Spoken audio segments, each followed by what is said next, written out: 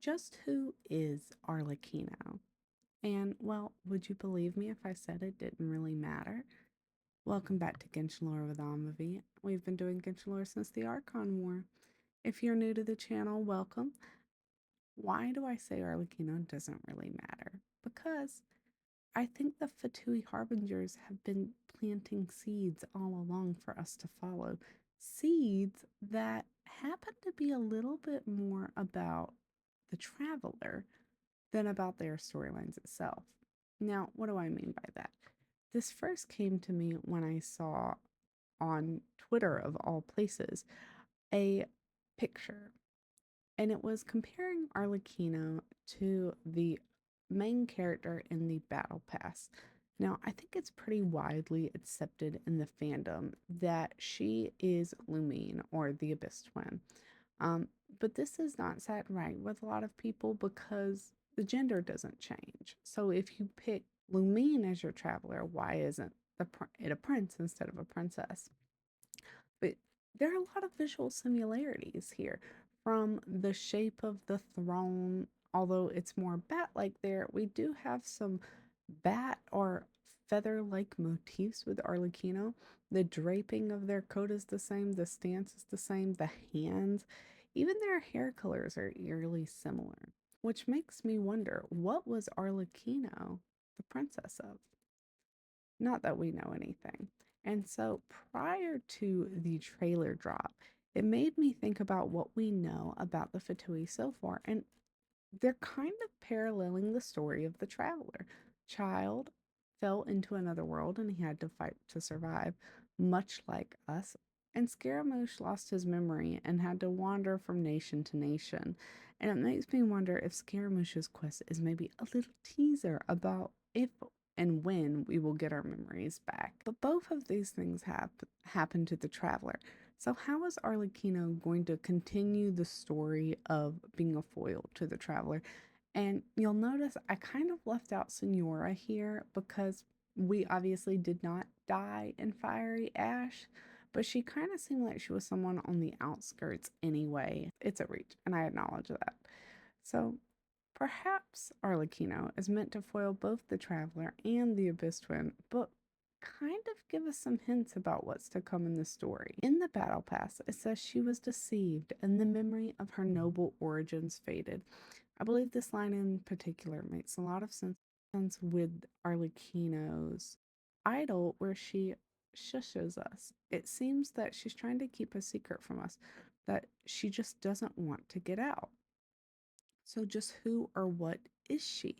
In the Genshin short that came out, it was very clear Arlecchino is actually cursed. And we've come across a few curses in Genshin.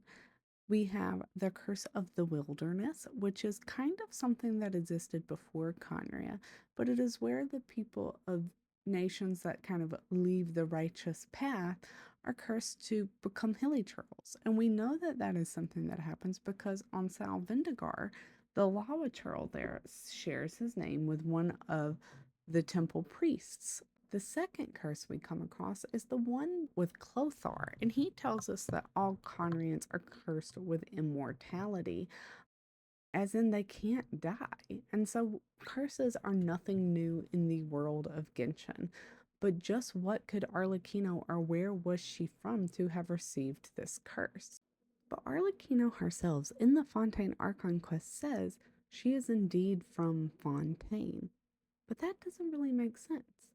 And the most recent trailer to drop implies that she has only been the Knave for a number of years. Like, since Fremine joined the orphanage, but before Lenny and Lynette a number of years. And when she killed the prior Knave, she was a child, and we get to see this beautiful fight really in the animation. But one thing I'll have you notice is the scythe in Arlecchino's hands during her playstyle is actually visible in that trailer during that fight. And this seems to be before Arlecchino received her vision, which sets on her back. We don't see it anywhere in this. So we can only assume that that is part of her curse. And that kind of appears when she does her E and applies her bond of life. Now, the Bond of Life mechanic is described as absorbing healing effects that a character receives.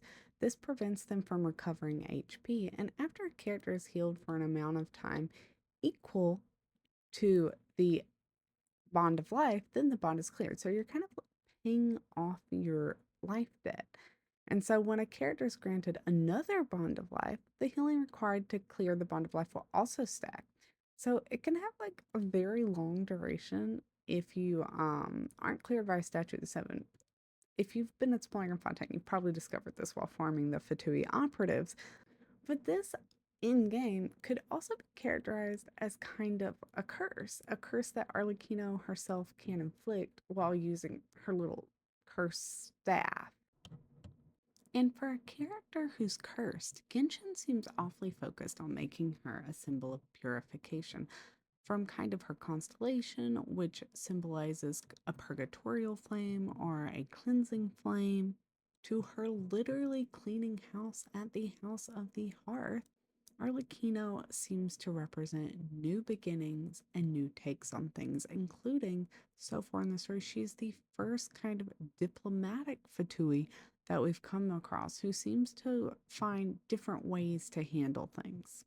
And this is kind of rubbed me weird because she makes fun of Child for being young, but by all accounts, she should kind of be around his age.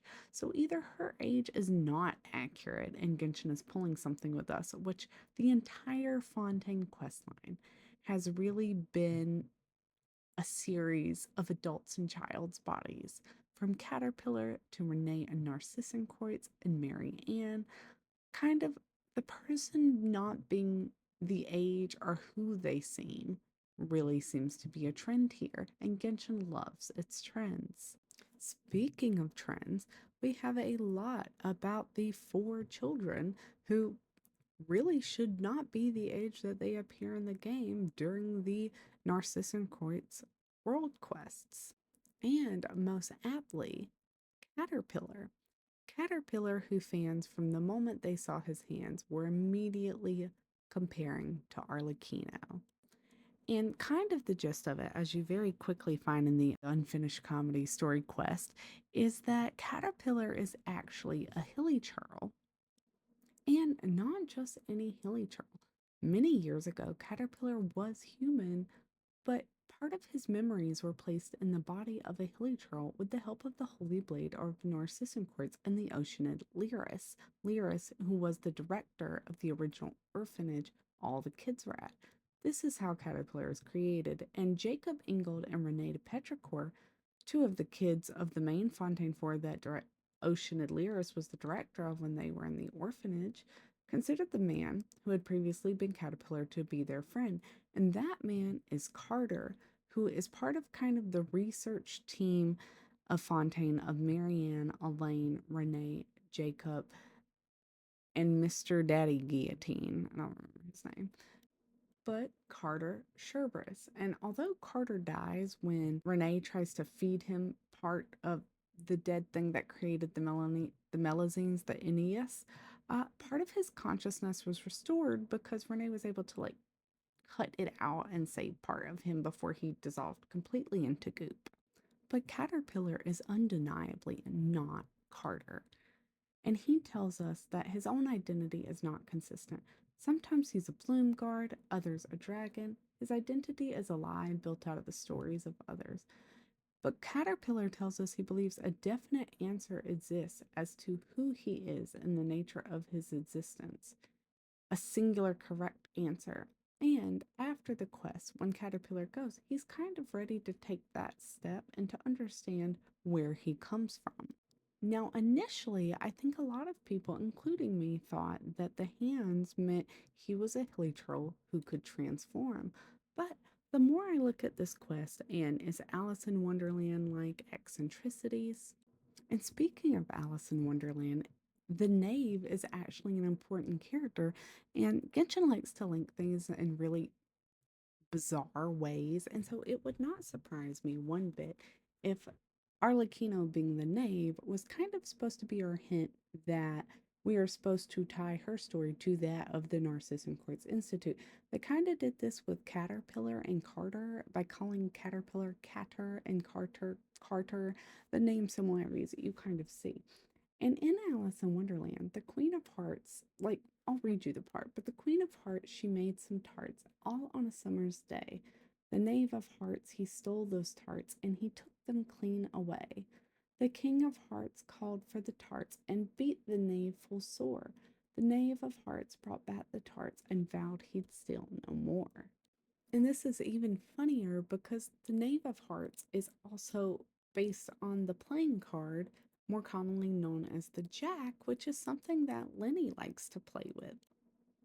But the Knave of Hearts is also known for being dishonest, namely that the stealing of the tarts gets the knave put on trial, of course, because it's Fontaine, we have to have a trial.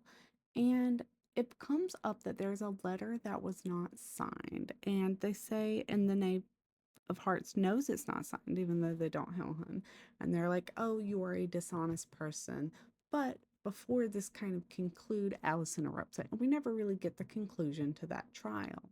But what do all these things tell us? Well, they tell us that there are links we don't know the answers to yet, and what is coming out with Arlecchino, the new area, which is going to be the remains of Remuria.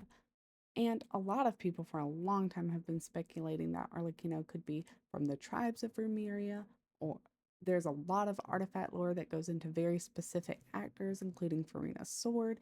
And it talks about what happened with Ageria and Focalor and all this. It's really interesting stuff, but other creators have covered it quite in depth, so I'll just link those below. And all these things are telling me that Arlecchino isn't really who she says she is, and it might not matter anyway, because she might not be Arlecchino.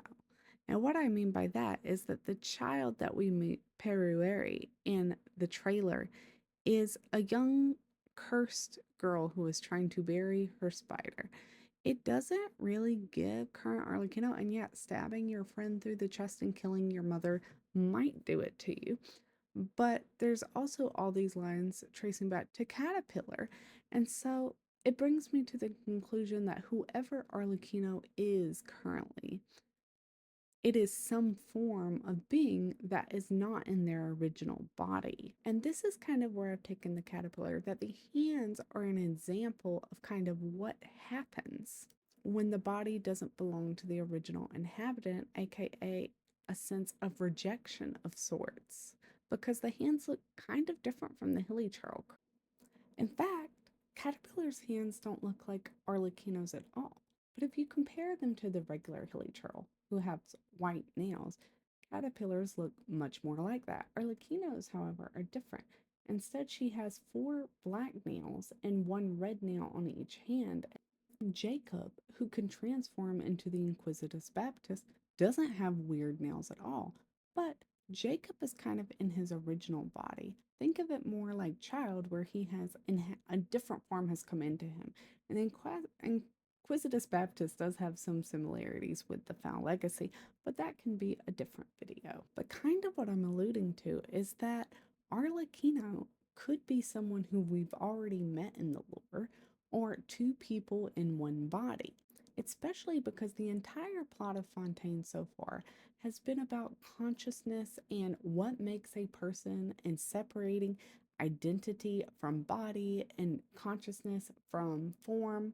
And kind of the entire thing at the end of the story quest we have so far are each of those individual people we meet, Caterpillar and Lyris, they're all going out to kind of discover themselves. And so I believe it's time for us to discover more about Arlecchino. And this kind of tees up what's happening because she's looking for someone who happens to look like someone she knows, be out of the time, and we know this girl has grown up because we've seen Arlecchino drive her sword through her chest in the animated short. So how is she back in child form, and why is Fermine hiding her? I'm hoping to get answers to these questions in 4.6, and I'd love to know your thoughts in the comments. This will probably wrap up my Arlecchino theory, but as we're kind of wrapping up, let me give you a few extra pieces of lore. all the things in Fontaine have been discussing this golden symphony that occurred and that fell when Remus fell. So I'm really hoping we get to see that in the next update when we go down there. I'm also hoping to get to see the golems. If you don't know what the golems are, King Remus, who was the king of Remuria, which fell in a terrible night in misery. A lot of people think the abyss or Celestia attacked it. We don't actually know, but we know it went down in flames, literally, and sank deep, deep into the ocean, which could be a reference to Atlantis. So maybe that is what we're going to, especially since Economia is a very similar situated city and seems to resemble ancient Greece, where Remuria is kind of based off of ancient Rome. And Atlantis is a Greek myth, but it's actually really interesting because supposedly Remus was an exile from Sumeru, as we learn from the artifact sets, and he did not want to kind of follow King Deshret, so he goes and becomes the god king of Fontaine because Egeria is the mistress of many waters, is locked in a prison being guarded by a Vishap, and that is wild, but she can't interfere, and Fontaine needs the new person, so he becomes the God King, Remus, and founds Remuria. And Remuria was like not a great place, as in they were like kind of trying to colonize everyone. It wasn't great, it was bad. But the story of Atlantis is actually based, well, it may have been made up by Plato, and that is a very popular theory. But there's also other theories that historians have that Plato may have based it on the Egyptian kind of Bronze Age discovery that a volcano sunk an island. And this is like kind of thought to be Minos because there's a fresco there with a jumping bull, and the Egyptians knew that they were trading partners with Minos, and there's a lot of reasons there. But the idea that linking Remus back to Sumeru and something that may have happened there because of where Sumeru is based off of, and this is Egypt, and like, well, apparently it said to end in a single fiery night and sink to the bottom of the sea, and that is exactly what happened to Remuria. But the reason it happened is a little different. It's because Remus knew that there was a prophecy that Fontaine was going to sink. And it's the same prophecy that Renee was actually trying to prevent. Funny fact. Everyone kind of had the same idea of how do we make people immortal so they can't drown. And Remus's great idea was to create kind of fake forms by mixing the primordial seawater with the fresh waters of Fontaine. And Egeria, he went to visit her in her prison. She told him no go. She was like, don't do it. And he was like, I'm gonna try it anyway, bet. No, the people died in screaming agony and sank to the bottom of the ocean where they remain as golems frozen. So maybe we'll get to meet those. That's something I'm really, really excited about because just getting to talk to more people who are around during the time of the cataclysm is what I need to make more of these videos. Because you need more lore not to read, and I need more things to rant about. Speaking of, I'm coming on the end of this video, so thank you again to all my subscribers. I appreciate you so much, and all the Discord members. If you're not in, please consider joining. It's a wonderful space, and go ahead and check out my link tree. Thank you so much for watching, and I'll see you in 4.6.